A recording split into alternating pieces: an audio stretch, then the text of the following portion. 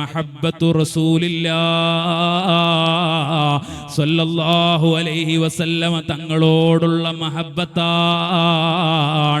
ലോകത്ത് നമ്മളെ ഏറ്റവും സ്നേഹിക്കേണ്ട നേതാവ് അത് സയ്യിദുൽ വജൂദി മുഹമ്മദുർ റസൂലുള്ളാഹ്. അതാണല്ലോ സ്വഹാബത്തിന്റെ വാക്യം, ഫിദാക അബീ വ ഉമ്മീ വ അന യാ റസൂലല്ലാഹ്.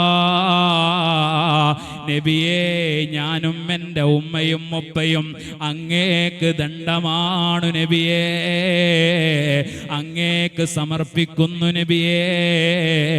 ആ നബിതങ്ങളോട് നല്ല മഹബ്ബത്ത് വേണം. നാളെ മഹ്ശറിൽ ആരും നമ്മളെ ഓർക്കാത്ത ഒരു ഘട്ടമുണ്ട് സുഹൃത്തേ.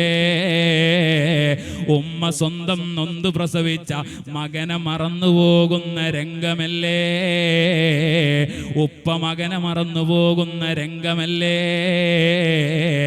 അതേ, സെലിബ്രിറ്റികൾ അനുയായികളെ മറന്നുപോകൂലേ. ലോകത്തെല്ലാവരും പരസ്പരം ഓർക്കാത്ത ഒരു സമയത്ത് നമ്മളെ ഓർക്കുന്ന ഒരേ ഒരു നേതാവേ ഉള്ളൂ. ആ നേതാവാണ് സയ്യിദുൽ വജൂദി മുഹമ്മദുർ റസൂലുള്ളാഹ്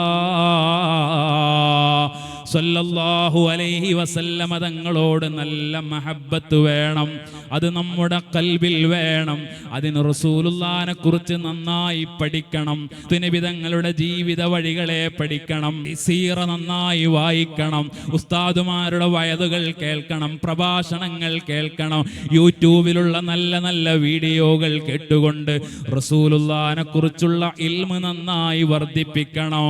ഒരു മനുഷ്യനെ നമ്മൾ കൂടുതൽ അറിയുമ്പോഴാണ് നമ്മുടെ ഖൽബിൽ മഹബ്ബത്ത് വരികയുള്ളൂ.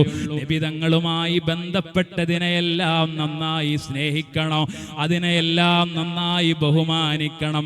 കൂട്ടുകാരെ, മദീനക്കുള്ള മഹത്വം എന്താണ്? മക്കയിലെ പരിശുദ്ധമായ ഹറമിനേക്കാൾ മദീനത്തെ മണ്ണിനാണ് മഹത്വമുള്ളത്. കാരണം എന്താണ്? അവിടെ കിടക്കുന്ന നേതാവ് റസൂലുള്ളാഹി സ്വല്ലല്ലാഹു അലൈഹി വസല്ലമ തങ്ങൾ കിടക്കുന്ന മണ്ണാണ് മദീന. ആ മദീനയിലേക്ക് പോകാൻ നമ്മുടെ ഖൽബിങ്ങനെ വെമ്പിക്കൊണ്ടിരിക്കണം.